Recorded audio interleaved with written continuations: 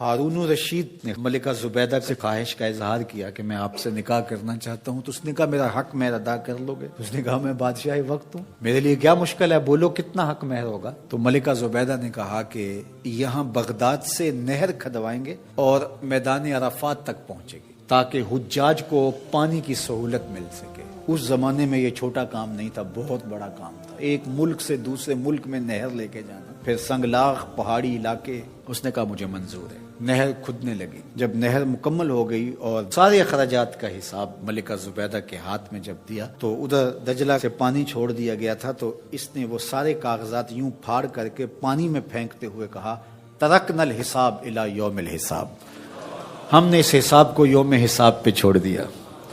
اللہ اکبر! آج ہم حساب نہیں کرتے، اللہ بھی ہمارا حساب نہ کرے۔ تو اللہ کے بارگاہ میں جب پیش ہو جاؤ، اس کے راہ میں دو، پھر بے حساب دیا کرو، اللہ ہمارا حساب آسان کر دے۔ حضور علیہ الصلوۃ والسلام جب اللہ کے حضور دعا مانگتے تھے تو یہ دعا بھی کبھی مانگتے، اللہم حاسبنی حسابا یسیرا۔ اللہ اکبر! اللہ کے محبوب ہو کہ اللہ کی بارگاہ میں عرض گزار ہیں، اے اللہ میرا حساب آسان فرمانا۔ ام المومنین سیدہ عائشہ رضی اللہ تعالی عنہا فرماتی ہیں کہ حضور حساب یسیر سے مراد کیا ہے؟ تو آقا کریم نے فرمایا کہ بس اللہ کے حضور پیشی ہوگی، اللہ حساب دیکھے گا اور یوں ہی معاف کر دے گا۔ جس کا پھر حساب شروع ہو گیا فرمایا وہ ہلاک ہو گیا۔ اگر کسی کی جانچ پڑتال شروع ہو گئی تو پھر وہ نہیں بچ پائے گا۔ تو اللہ سے یہ بات عرض کرو کہ مالک میرا حساب یسیر فرما، آسان حساب، بلکہ مالک تو کریم ہے، تو نہ ہی حساب لینا، تو یوں ہی معاف کر دینا۔ تو اللہ کی بارگاہ میں جب ہم کہتے ہیں ربنا آتنا فی الدنیا حسنۃ وفی الآخرۃ حسنہ، تو حسنہ آخرت سے مراد ہوتا ہے مالک میرا حساب آسان ہو، فضائے اکبر کے دن میں امن میں رہوں، اور مالک تو جنت میرا مقسوم فرما دے۔ اور آخری جملہ اس دعا کا وقنا عذاب النار، اور اللہ مجھے آتش دوزخ سے بچا لے۔ حسنات آخرت جب طلب کی تو اس نے دوزخ کے نجات کی دعا شامل تھی، کیونکہ جب دخول جنت کی دعا ہو گئی تو دوزخ سے بچیں گے تو جنت میں جائیں گے، لیکن الگ سے اس کا ذکر کر دیا گیا اس کی ہولناکی کی وجہ سے کہ وقنا عذاب النار، اے اللہ مجھے آتش دوزخ سے بچا لے۔ اللہ اکبر! حضور نے ایک دن جبریل امین سے پوچھا مجھے جہنم کے عذابوں کا ذکر سناؤ، تو جبریل امین نے کہا حضور اخف العذاب، سب سے ہلکا عذاب جو جہنم میں جہنمی کو دیا جائے گا وہ یہ ہوگا کہ اس کے پاؤں میں آگ کے جوتے رکھے جائیں گے۔ ویسے تو آگ میں ڈوبے ہوئے ہوں گے، آگ کے کنویں میں پھینک دیے جائیں گے، آگ کے پہاڑ ہیں، ایسی وادیاں ہیں جن سے جہنم بھی ایک دن میں 700 مرتبہ پناہ مانگتی ہے، لیکن سب سے ہلکا عذاب، اخف العذاب، سب سے خفیف ترین عذاب جو جہنمی کو جہنم میں دیا جائے گا، اس کے پاؤں میں آگ کے جوتے رکھے جائیں گے، باقی اس کا آگ میں بدن نہیں ہوگا، یہ سب سے ہلکا عذاب ہوگا۔ لیکن یغلی منہما دماغہ، ان آگ کے جوتوں کی شدت اور حدت اور گرمی اور حرارت اتنی ہوگی کہ اس سے دماغ پگھل کے ناک اور منہ کے راستے سے باہر آنا شروع ہو جائے۔ یہ سب سے ہلکے عذاب کی کیفیت ہے، جو سخت عذاب ہیں الیاذ باللہ۔ تو اس لیے آتش دوزخ سے پناہ مانگو کہ اللہ مجھے آتش دوزخ سے بچانا۔ اس دنیا کی آگ سے فرمایا 70 گنا زیادہ تیز ہے وہ آتش دوزخ، اور وہ بدن کے ساتھ چپک جائے۔ یہ تو صرف جلاتی اور خشک کرتی ہے، وہ آگ بدن کے ساتھ جسموں کے ساتھ چپک بھی جاتی ہے اور جدا نہیں ہو پاتی، تارکول کی جیسا لوک چپک جاتی ہے، اس طرح وہ آگ چپک جائے گی بدنوں کے ساتھ الیاذ باللہ۔ اس کا ایک انگارہ اگر پہاڑ پہ رکھ دی جائے، دنیا کے پہاڑوں پہ، تو پہاڑ پگھل جائیں۔ یہ ہے اس آگ کی شدت اور اس آگ کی حدت۔ جہنمی کو اگر جہنم سے نکال کر اس دنیا کی آگ میں ڈالا جائے تو اس کو نیند آ جائے، وہ آگ اتنی سخت ہو۔ 70,000 زنجیروں میں جہنم کو ڈال کر کے جب میدان حشر میں لایا جائے گا، یہ تو ایک لمبی سی گردن دی جائے گی جہنم کو، لوگوں کے سروں کے اوپر گھوم رہی ہو، اور وہ کچھ بد اعمال کرنے والوں کو جہنم ڈھونڈ رہی ہوگی، اور پھر جب بھی مخصوص کچھ جرائم ہیں ان جرموں کا کرنے والا اسے نظر آئے گا تو وہ گردن وہاں سے دبوچ کے اس کو اپنے اندر پھینک لے گی، اور جب وہ انسانوں کے سروں پہ گھوم رہی ہوگی تو بدن تھر تھر کانپ رہے ہوں گے، کلیجے دہل رہے ہوں گے، کیا ہولناکی کا منظر ہوگا۔ تو اس لیے اللہ کی بارگاہ میں یہ تیسری دعا اس دعا میں شامل کی گئی، وقنا عذاب النار۔ اے اللہ آتش دوزخ سے ہمیں بچانا، اس دن کی سختیوں سے بچانا، اس دن کی مشکلوں سے بچانا۔ آئیے مل کے اللہ کی بارگاہ میں یہ دعا مانگ لیتے ہیں، ربنا آتنا فی الدنیا حسنۃ وفی الآخرۃ حسنۃ وقنا عذاب النار۔ زخموں سے تڑپتے ہوئے ایک شخص نے پانی مانگا اور وہ سخت پیاس کی شدت میں مبتلا تھا اور العطش پکار رہا تھا، تو کوئی چھاگل میں پانی لے آیا اور وہ پانی اس کی زندگی برقرار رکھنے کا ذریعہ ہو سکتا تھا۔ جو ہی اس نے وہ آب خورا اپنے ہونٹوں کے قریب کیا تو دوسرے زخمی کے تڑپنے کی اور اس کی بے تابی کی صدائیں بلند ہوئیں اور اس نے بھی العطش پانی پانی پکارا، تو اس نے وہیں سے وہ آب خورا چھوڑ دیا اور کہا کہ یہ میرے اس بھائی کو دے دیا جائے۔ وہ پینے لگا تو تیسری جانب سے آواز آئی تو اس نے وہاں بڑھا دیا، تو اس طرح وہ 7 جگہ سے گھومتا رہا اور وہ پیاس سے جان دے دیتے ہیں لیکن ترجیح دوسرے بھائی کو دے رہے ہیں۔ یہ تھا دوسرے کے لیے پسند کرنے کا جذبہ، اور آج ہماری صورتحال اس سے مختلف ہے۔ اس لیے آج ایک ماں کے بیٹے، ایک باپ کے بیٹے ایک دوسرے کے لیے سینوں میں نفرت رکھے ہوئے زندگی کو کتنی تلخی سے بسر کر رہے ہیں۔ زندگی محبت سے گزرتی ہے، نفرتوں سے نہیں گزرتی۔ جب آپ کا دل کشادہ ہوگا، دل کا شیشہ صاف ہوگا، یہ شفافیت زندگی میں جمال پیدا کرے گی، زندگی میں خوبصورتی پیدا کرے گی۔ جب آپ دوسروں کے لیے کشادہ دل نہیں ہوں گے، کشادہ دماغ نہیں ہوں گے، کشادہ ظرف نہیں ہوں گے، تو اس وقت خود بخود زندگی تنگ ہونا شروع ہو جائے گی۔ تو وہ ضابطہ دیا میرے اور آپ کے آقا و مولا نے کہ لا یؤمن احدکم حتی یحب لاخیہ ما یحب لنفسہ۔ خوبصورت معاشرت کی ضمانت ہے حضور علیہ السلام کا یہ فرمان۔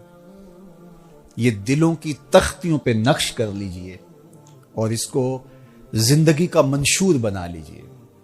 زندگی سوکھی بھی ہو جائے گی اور آپ ایک نافع وجود کی شکل میں اس معاشرے کا حصہ ہوں گے۔ اور وہ کیا ہے؟ لا یؤمن احدکم حتی یحب لاخیہ ما یحب لنفسہ۔ اتنی دیر تک کوئی شخص کامل مومن نہیں ہو سکتا جب تک وہ اپنے بھائی کے لیے وہ پسند نہ کرے جو اپنے لیے پسند کرتا ہے۔ جب معاشرہ ان رویوں کا حامل ہو جائے گا تو مجھے بتائیے کہ یہ جنگ و جدل، یہ شریکہ برادریوں کی لڑائیاں، یہ فسادات، یہ خود غرضیاں، اس معاشرے کو جہنم زار بنا رکھا ہے جن چیزوں نے، یہ کہاں باقی رہیں گی؟ صرف یہ حدیث حسن معاشرت کی ضمانت ہے اگر اس پر میں اور آپ عمل پیرا ہوں۔ اس لیے مجھے اور آپ کو یہ طے کر لینا چاہیے کہ یہ زندگی کا بہترین اسلوب ہے اور خوبصورت انداز حیات ہے جو سکھایا گیا، اور ایمان کی ایک خوبصورت تعبیر پیش کی گئی کہ کامل مومن ہوتا کون ہے۔ ہم نے ایمان، صوم و صلات کو قرار دے دیا ہے۔ اس میں کوئی شک نہیں کہ صوم و صلات کے بغیر ہمارا دین مکمل نہیں ہوتا، لیکن جس طرح صوم و صلات، عبادات اور دیگر چیزیں ہمارے اوپر لازم اور ضروری ہیں، رویوں کی خوبصورتی بھی اسی طرح ہمارے اوپر لازم اور ضروری ہے، اور اس کی جو تربیت ہے وہ ان اصولوں پر ہوگی۔ تو آئیے میں اور آپ ذرا اپنے اندر جائزہ لیں کہ ہمارے وجود کی وجہ سے، ہمارے انداز کی وجہ سے کسی دوسرے کو تکلیف تو نہیں پہنچ رہی، اور ہم کیا جو اپنے لیے سوچ رہے ہیں وہ دوسروں کے لیے سوچتے ہیں یا نہیں سوچتے۔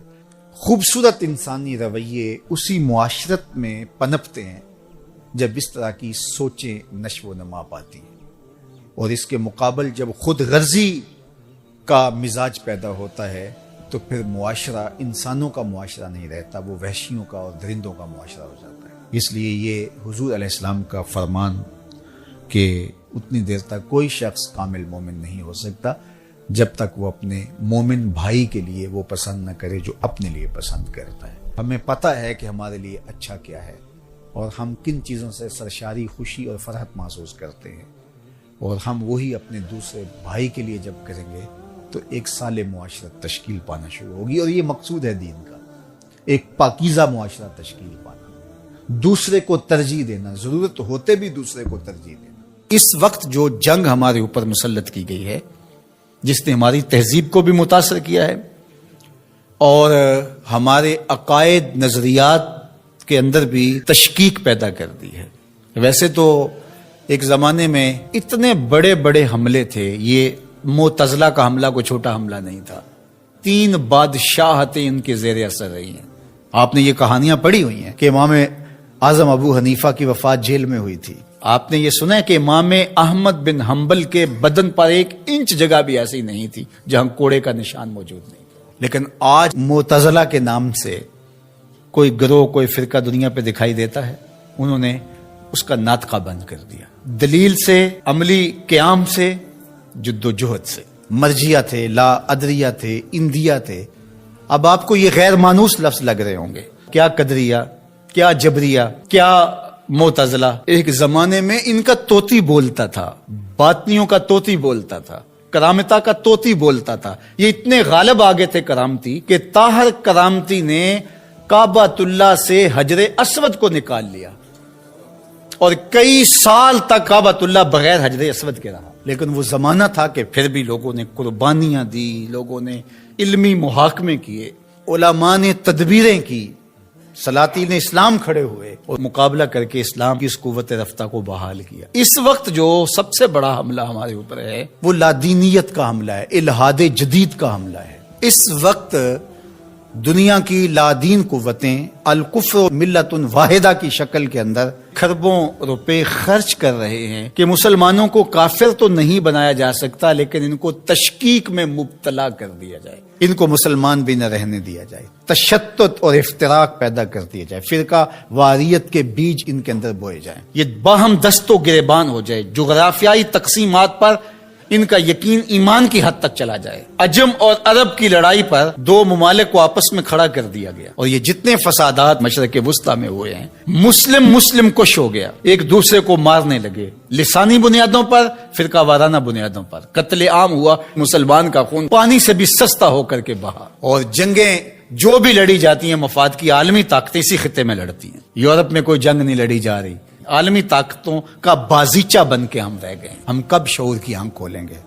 کب ہم بالغ ہوں گے؟ کب بڑے ہوں گے؟ اور اس وقت الحاد جدید کا فتنہ جو ہے وہ سر چڑھ کے بول رہا ہے. اور ان کا سب سے بڑا وار اقلیت پسندی کا نعرہ لگاتے ہیں کہ جو چیز ہے جی اس کو عقل ہی نہیں مانتی تو ہم کس طرح تسلیم کریں. اور اس میں سب سے بڑا حملہ جو ان کا معجزے پر ہے. جو کہتے ہیں کہ معجزہ جو ہے یہ نہیں ہوتا، وہی پر حملہ ہے. چونکہ یہ بنیادوں کو ڈھا دیا جائے گا تو عمارت خود بخود گر جائے گی نیچے. جب وہی کو کمزور کر دے، اس تصور کو دھندلا کر دیا جائے گا، تو کہتے ہیں وہی ممکن نہیں ہے کہ یہ خلاف عقل ہے.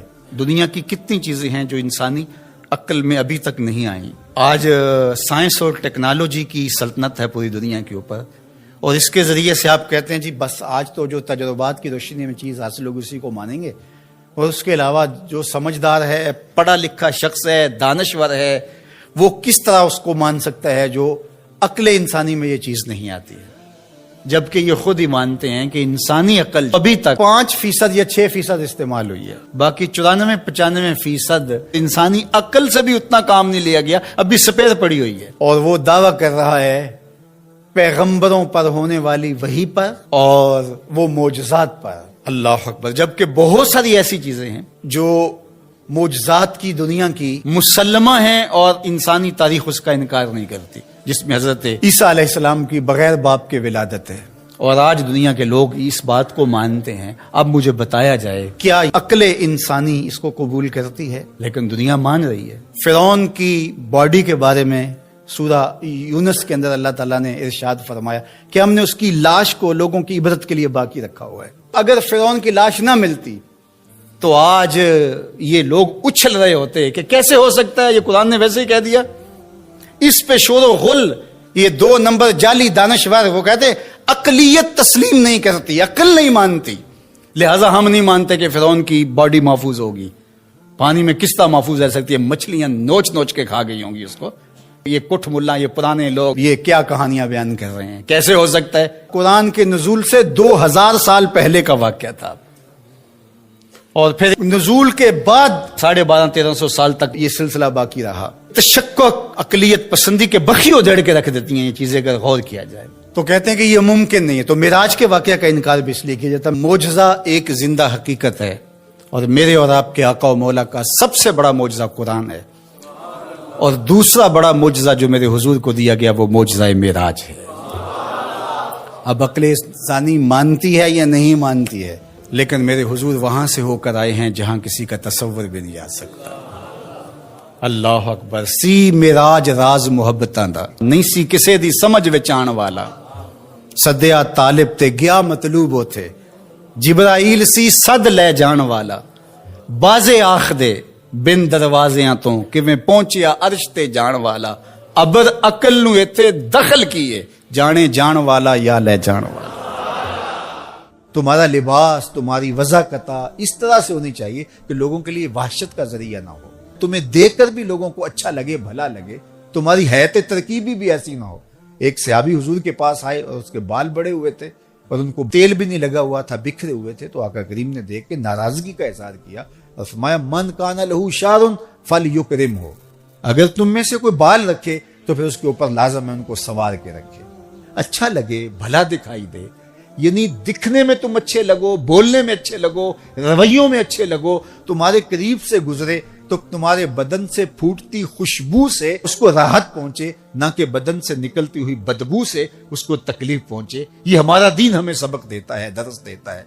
تو مجھے بتاؤ، جو دین اس قدر لطیف مزاج کا حامل ہے تو اس دین میں کیسے ہوگا کہ ہم ایک دوسرے کے گریبان نوچ رہے ہوں، ایک دوسرے کی دستاریں پھاڑ رہے ہیں، ایک دوسرے کے جبے کھینچ رہے ہوں، ایک دوسرے پر خود کچھ حملے کر رہے ہوں، اور جو ہے وہ اپنے بدن پہ بم باندھ کر کے انسانوں کے انبوں میں گھس کر کے بکھرتے ہوئے لاشوں پر جشن منا رہے ہوں، گالی گلوچ کا تصور ہم دین قرار دے دیں اور اس معاشرے کے اندر تلخیاں بھر دیں اور ایک دوسرے کے لیے نفرتوں کے الاؤ روشن کر دیں اور ماحول کے اندر غلاظت ہی غلاظت پھیل جائے۔ ہمارا دین نرم دین ہے، ہمارا دین محبتوں کا دین ہے۔ اللہ نے اپنے محبوب سے کہا لو کنت فظا غلیظ القلب لانفضوا من حولک، محبوب اگر آپ ترش مزاج ہوتے تو اتنے گرد جو آپ کے لوگ جمع ہوئے ہیں کبھی بھی جمع نہ ہو پاتے۔ یہ آپ کے خلق کی کرشمہ سازی ہے، یہ آپ کے بدن سے پھوٹتی ضیائیں اور محبتوں کی مہک ہے کہ اتنے لوگ پروانہ وار آپ کے گرد جمع ہو گئے ہیں۔ اس لیے اپنی زندگی کو خوبصورت بنائیں، اپنے وجود کو مؤثر بنائیں، اپنی سوچ کو ہمیشہ مثبت رکھیں، کبھی بھی اپنی سوچ کو منفی نہ ہونے دیں۔ جب انسان منفی سوچوں کے حصار میں آ جاتا ہے تو اس کے اثرات پھر اس کی گفتگو میں جھلکنے لگتے ہیں، اور جب گفتگو انسان کی منفیت سے بھری ہوتی ہے، تلخیوں سے بھری ہوتی ہے، اور یہ چیز پھر آہستہ آہستہ اس کے رویوں میں آنی شروع ہو جاتی ہے، اور وہ رویے پھر آہستہ آہستہ اس کی عادت بن جاتے ہیں، اور وہ عادت اس کی شخصیت کا حصہ بن جاتی ہیں۔ اور کسی شخص کے بارے میں جب رائے دی جاتی ہے تو اس کی ان عادات کی وجہ سے اس کے بعد رائے قائم کی جاتی ہے۔ تو اس کا آغاز سوچ سے ہوتا ہے۔ تو اپنی سوچ کو مثبت رکھنا ہے، اپنی سوچ کو خوبصورت رکھنا ہے، لوگوں کے لیے آپ کا دل نرم، رقیق، محبت سے بھرا ہوا، مخلوق خدا کے لیے جو ہے وہ آپ کے دل کے اندر الفت اور پیار بھرا ہوا۔ ایک جنازہ گزرتا ہے اور آقا کریم علیہ الصلوۃ والسلام تاسف کا اظہار کرتے ہیں، تو کسی نے کہا حضور یہ تو کسی کافر کا جنازہ ہے، تو کہا کہ مجھے اس بات پہ افسوس ہوا ہے کہ یہ کافر ہو کے کیوں مرا، کاش کہ یہ ایمان قبول کر لیتا۔ تو کافروں کے لیے بھی دلوں کے اندر یہ جذبات اور یہ محبت کہ کاش کہ وہ بھی ایمان کی دولت سے مالا مال ہو جائیں۔ نفرت گناہ سے ہے، نفرت گناہگار سے نہیں ہے۔ تو جب گناہ سے نفرت ہوگی، گناہگار سے نفرت نہیں ہوگی، تو پھر گناہگار کے وجود سے گناہوں کو دور کرنے کی ہم کوشش کریں گے، نہ کہ ہم جو ہے وہ گناہگار سے دور ہونے کی کوشش۔ تو یہ وہ عمل ہے کہ جو ہماری شخصیت کو خوبصورت بناتا ہے۔ ہم گفتگو، تقریریں، واعظ یہ بہت سننے کے عادی ہو گئے ہیں، اپنی سمیت میں سب کی بات کر رہا ہوں، لیکن عمل کے ہم خوگر نہیں ہیں۔ عمل سے زندگی بنتی ہے، جنت بھی جہنم بھی، یہ خاکی اپنی فطرت میں نہ نوری ہے نہ ناری۔ تو عمل ہی نہیں کریں گے تو جتنا مرضی سیکھ لیں۔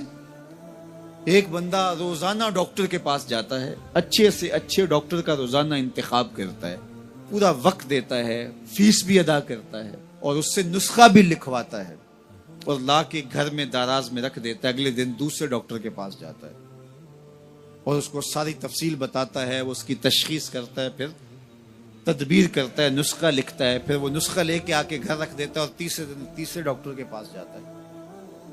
تو وہ 20 سال بھی لگا رہے تو بتاؤ اسے کوئی فرق پڑے گا؟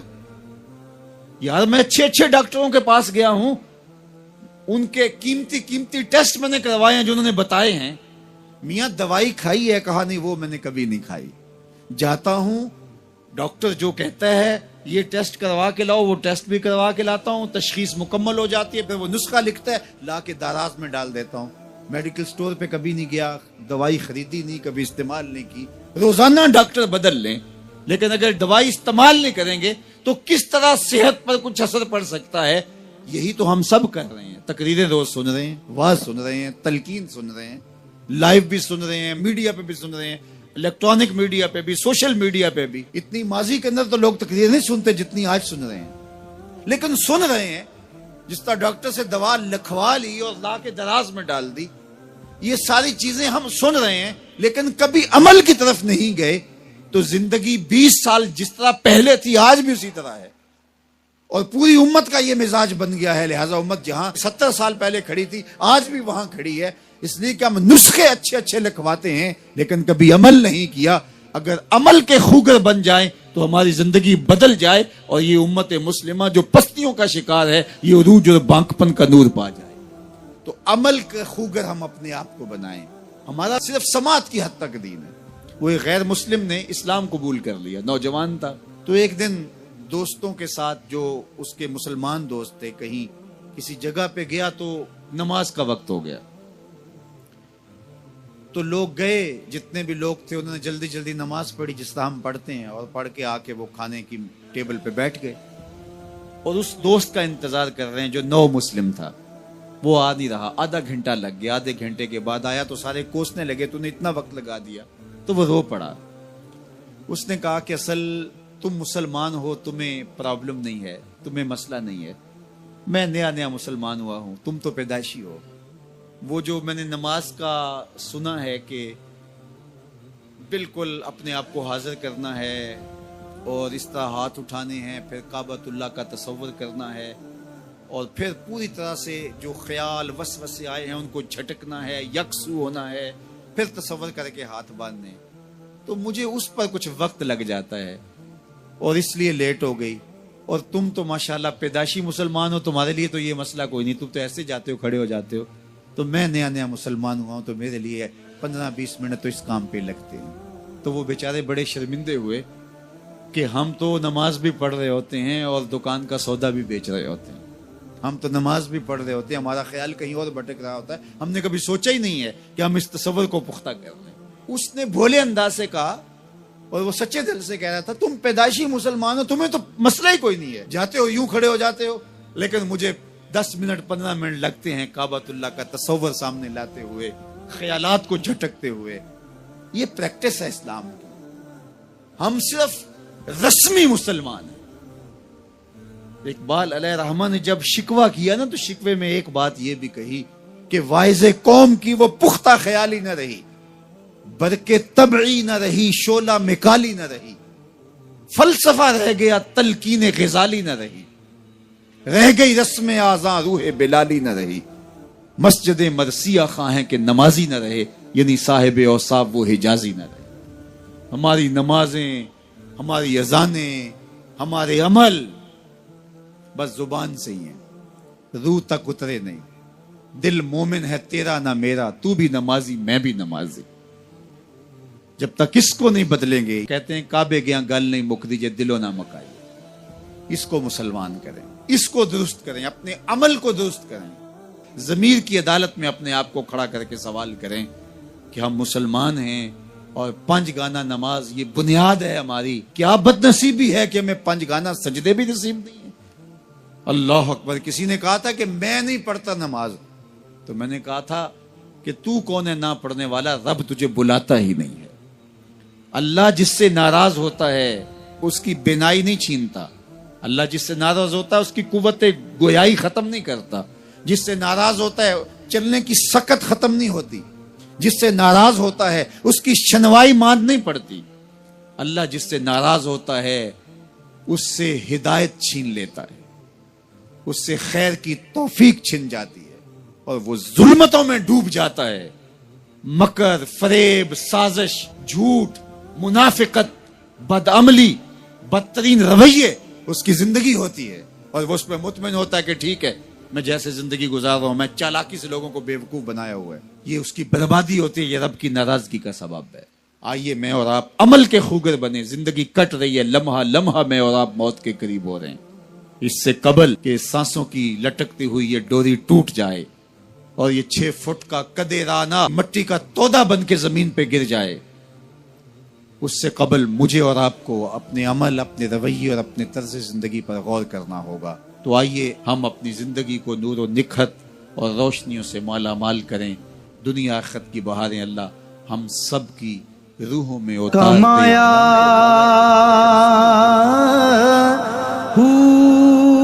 ابو لہب کا چہرہ تو چمکتا تھا، اسی لیے اس کو ابو لہب کہا، انگارے کی طرح چمکتا تھا۔ نا میں بھج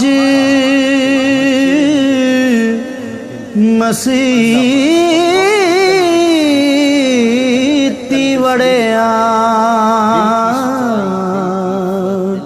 نا تسبہ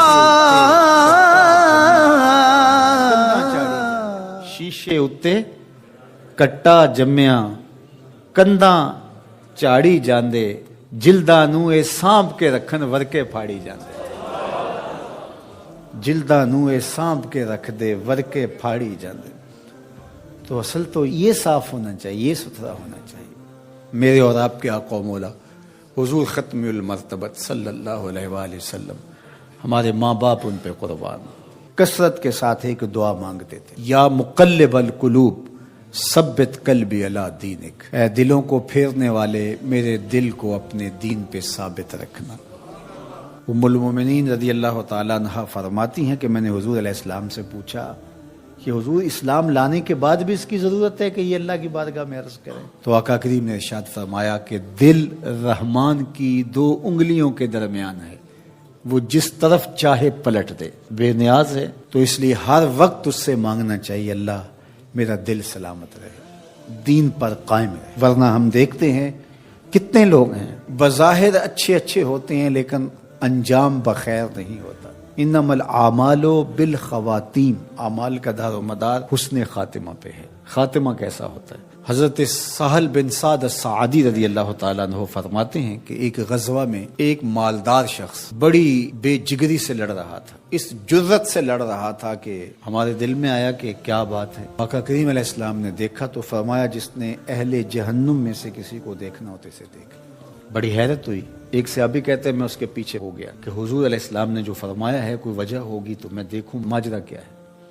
تو کہتے ہیں جب وہ لڑتے لڑتے زخمی ہو گیا تو اس نے اپنی ہی تلوار کو اپنے سینے میں یوں رکھ کر کے اپنا وزن اس اوپر ڈال دیا اور 2 کندھوں کے درمیان سے تلوار ادھر نکل گئی اور یوں خودکشی کر لی۔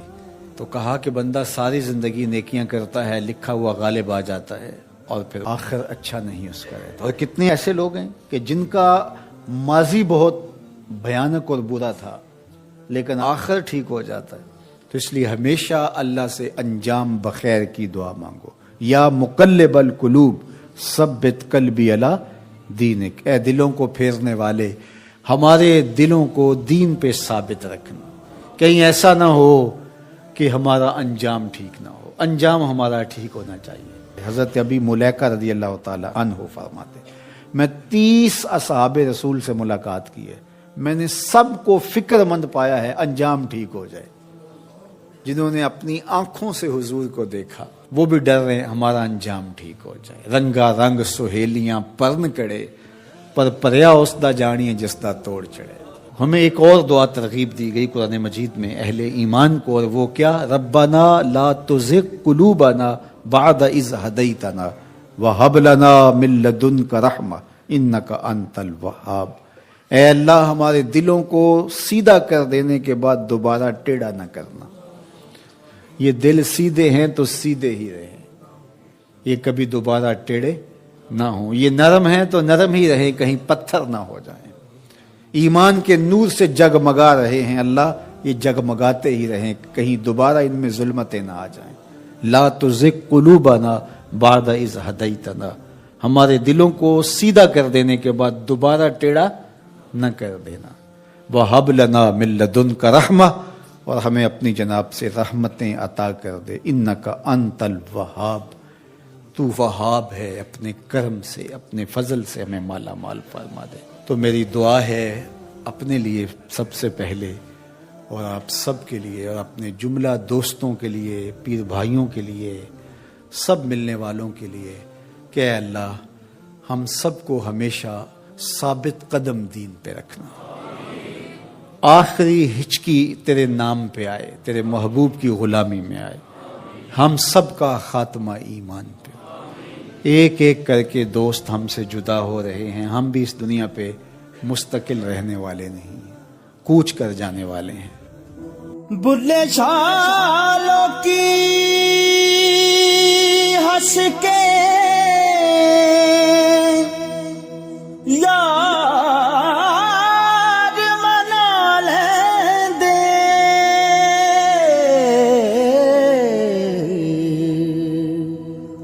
تے ساڈا رونا بھی نہ منظور ہویا، منظور